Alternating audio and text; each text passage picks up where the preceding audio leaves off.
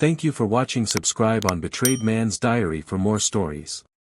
My wife and I have been married for 13 years, and during that time we've built a life I thought was solid, 3 kids under 8, a home full of laughter and chaos, and routines that felt like anchors. But beneath the surface, things began to shift quietly, almost imperceptibly, until one day it all erupted. It started when my wife, Jennifer, began struggling with exhaustion and irritability.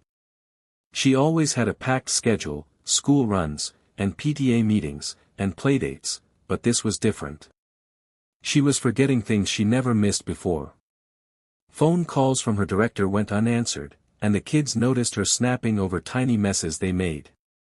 Then the collapse happened. One afternoon, I found her on the kitchen floor, pale, trembling.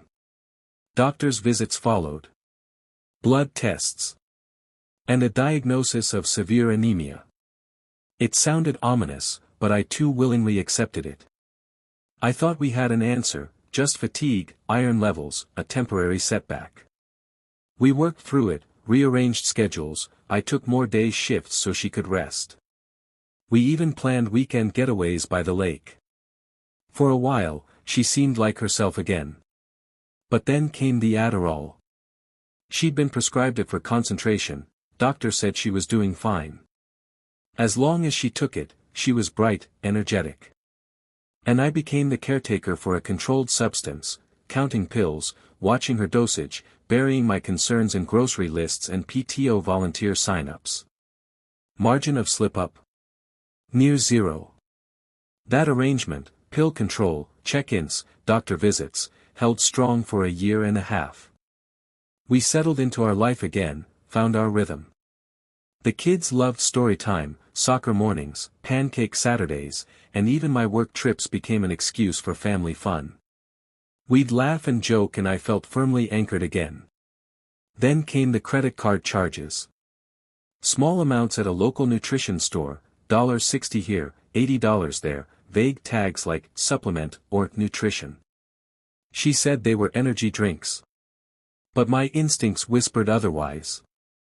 The transactions didn't align with her shifts, didn't fit any pattern. So I asked. Nothing dramatic, just a quiet question after dinner. She told me the same story. Her tone had a shadow of tension, though. She said she had trouble sleeping, so she stocked up energy drinks, for the kids' errands, for her nights. I believed her. But not fully. Over the next few weeks, I paid attention to her habits. Her moods. And the dollars continued to disappear, $75. $85. Always nutrition tags. I confronted her again, but gently. No accusations. Just pointed out the purchases. She broke down. I was following her gaze, waiting for denial, but instead she looked down at her chest, opened her hands. I started buying nootropics, she said. The name sounded foreign, dangerous. I searched it quickly and felt my chest drop. Tianeptine, synthetic opioid. Called gas station heroin. I felt the foundation creak. I know, she whispered. Tears gathering. I didn't realize how badly I needed it. She laid out the truth. She tried to quit Adderall, but the crashes were brutal, anxiety, withdrawal, sleepless nights. The nootropics quieted the chaos. She didn't want to lie. She didn't want to hide. But once she started, quitting was impossible. Her apology came broken. We sat across from each other quiet at the kitchen table. The kids' toys cluttered the floor. Coffee cooling. She said she'd never intended to hurt the kids or me. She just felt like she didn't know how to be her own person anymore, and the pills, the nootropics, kept her going.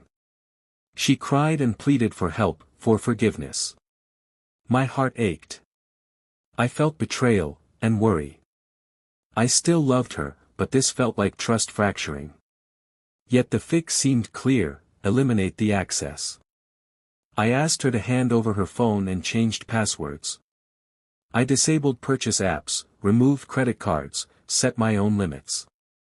Her doctor reauthorized enough pills for her need, but only under our agreed monitoring system.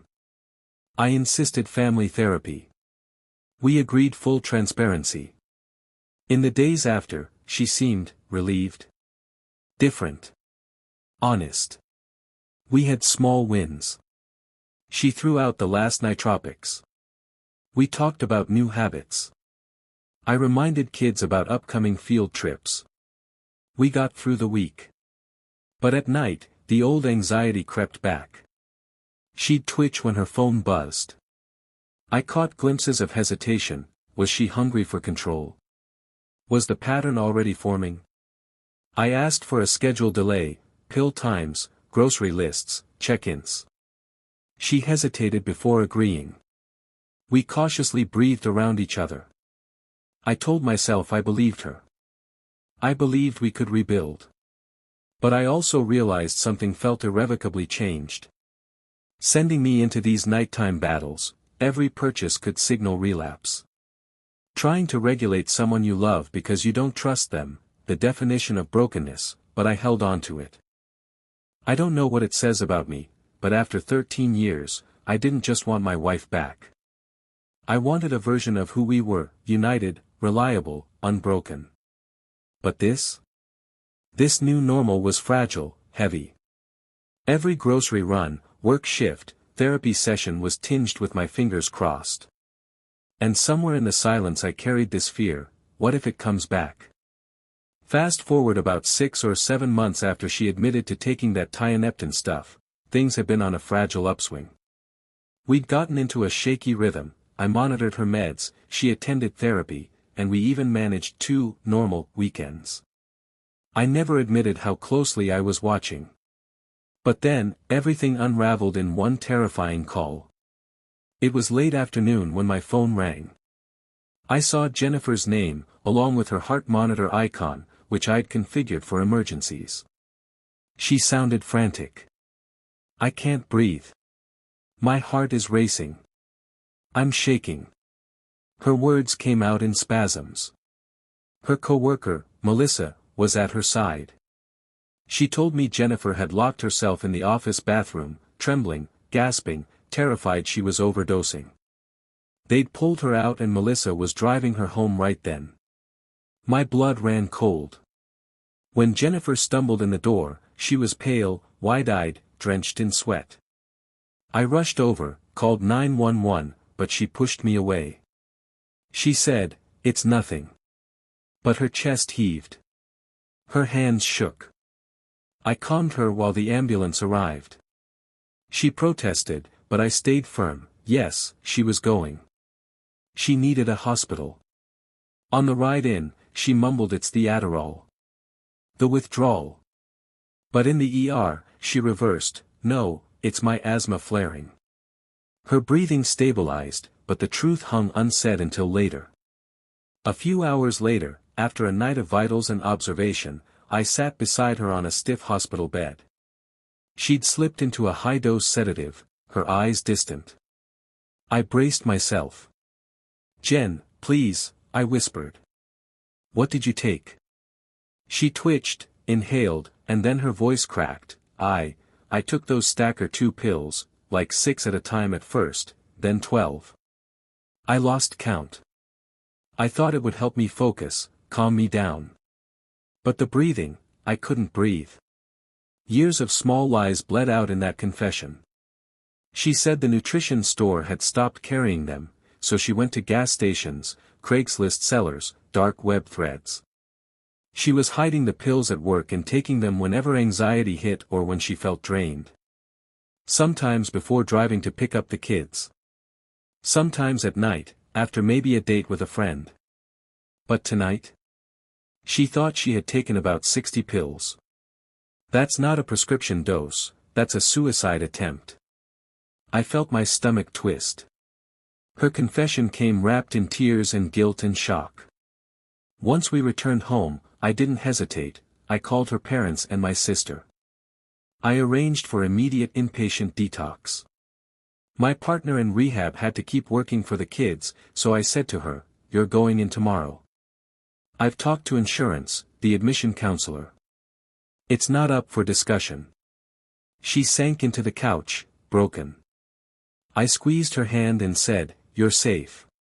You're not doing this alone." That night, while she slept in the spare room, I did something else, pulled out her credit statements. My heart dropped all over again. Over the last year, while I was controlling her monthly prescription and monitoring nutrition store purchases, I uncovered $20,000 of debt in her name. Maxed out credit cards. Loans I'd never seen. Cash advances. It was nearly impossible to think she had any financial control. She woke up as I closed her statements, she stared at the paper, trembled, whispered "I'm sorry."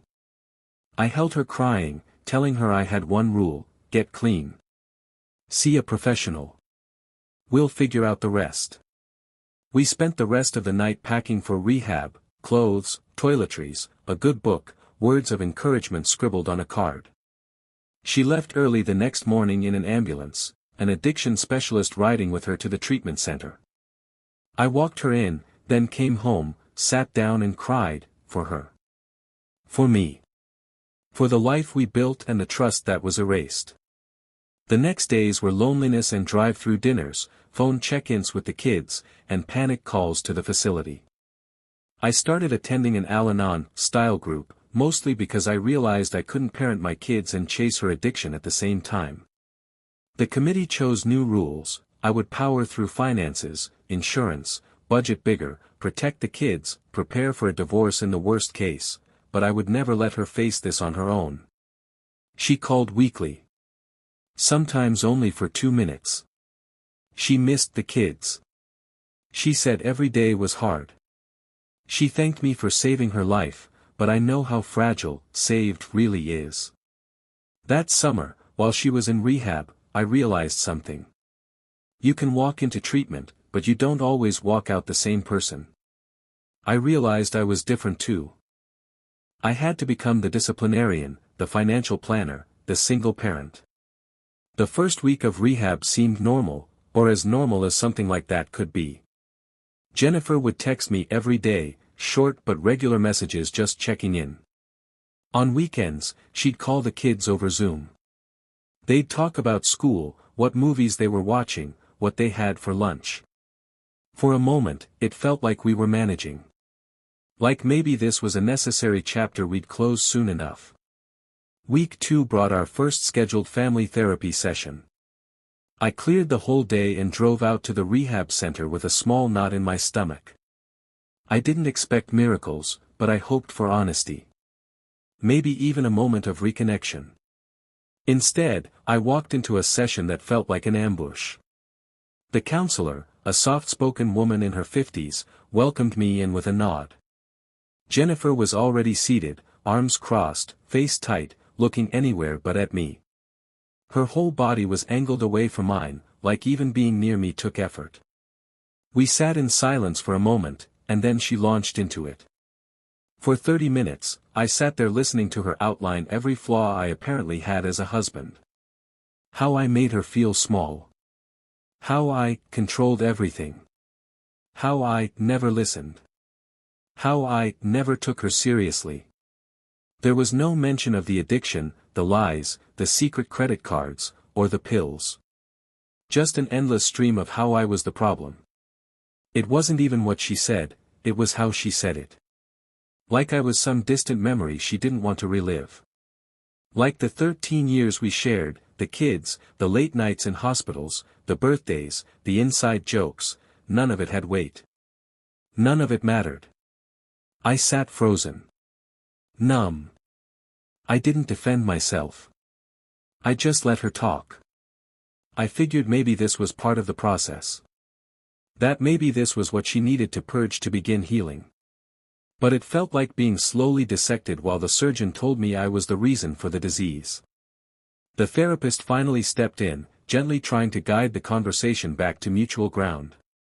She asked Jennifer if she could acknowledge anything she appreciated about our relationship. Jennifer just shrugged. I think that moment hurt the most. Not the accusations, not even the avoidance, but the shrug. Like everything we'd built was nothing more than a chapter she regretted writing. After the session, Jennifer left without saying goodbye. Just grabbed her coat and walked out of the room. I stood there, watching her back disappear down the hallway, wondering how things had gone so wrong, and why I still wanted to fix it. That night, I didn't sleep. I sat on the couch with the baby monitor on low and thought about what the therapist had said. Sometimes we have to hear their pain to understand our own role in the story. I wasn't sure what story we were even telling anymore. All I knew was that the woman I loved wasn't just hurting, she was angry. And I was no longer sure if that anger would ever fade. 3 days later, I got another unexpected message from Jennifer. She asked if I could activate her Venmo card for her. Said she needed to send money to someone at the facility and couldn't access her main account. I didn't think too much of it, I was just trying to support her recovery in whatever small way I could. So I logged into her Venmo, activated the card, and let her know it was good to go. I figured that was the end of it. But a few hours later, she hit me with a message I didn't expect. I think it's best if we separate for a bit, work on ourselves, then maybe work on our marriage. That line knocked the wind out of me. Separate? Now.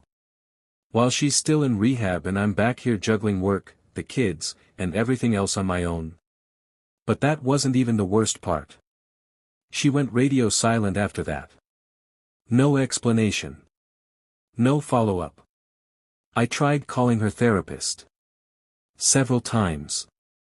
Left messages. No response. I even called the main number for the facility and was told that I'd been removed from her contact list. Just like that. No warning, no reason. I was shut out. She could still talk to the kids over Zoom, but I wasn't allowed to speak to her at all. It felt like she cut me out with surgical precision, and I was left standing in the dark, not even sure what I'd done wrong. I was angry, sure, but mostly I was confused. And heartbroken.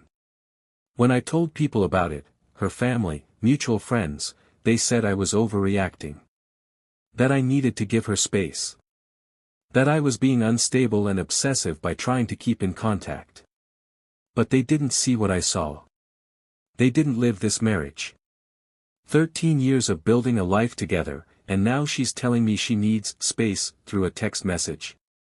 No one seemed to understand that something deeper was going on.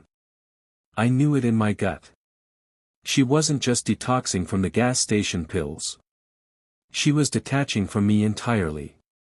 And the worst part? No one would listen. I started reviewing her phone records, because the rehab center had cut me out, but the phone bill was still in my name. There were unfamiliar numbers, ranging from rehab area codes to burner hotline digits. I called one of them. The man on the other end, let's call him Mark, told me he'd met her in rehab. He said they'd been flirting constantly, texts extolling each other's recovery progress, shots she'd sent him of herself in complicated emotional states, late-night conversations. Then, about 2 weeks ago they hooked up in one of the group rooms before he left. He offered to send me their conversation. They're over 50 pages, he said. Texts, photos. I debated whether to look, but the curiosity burned hotter than my fear. I told him to send it. When it arrived, I stared at the screen, screenshots of messages I never thought I'd read. Emily's effusive praises, I'm proud of you, I'm so proud of how you're doing, tell me your secrets. The nudes weren't pornographic, they were emotional nudity. Vulnerability disguised as love. I felt my stomach twist. I asked Jennifer. Did you sleep with him? She spit the words back at me like bile. How dare you? After 13 years? You piece of shit.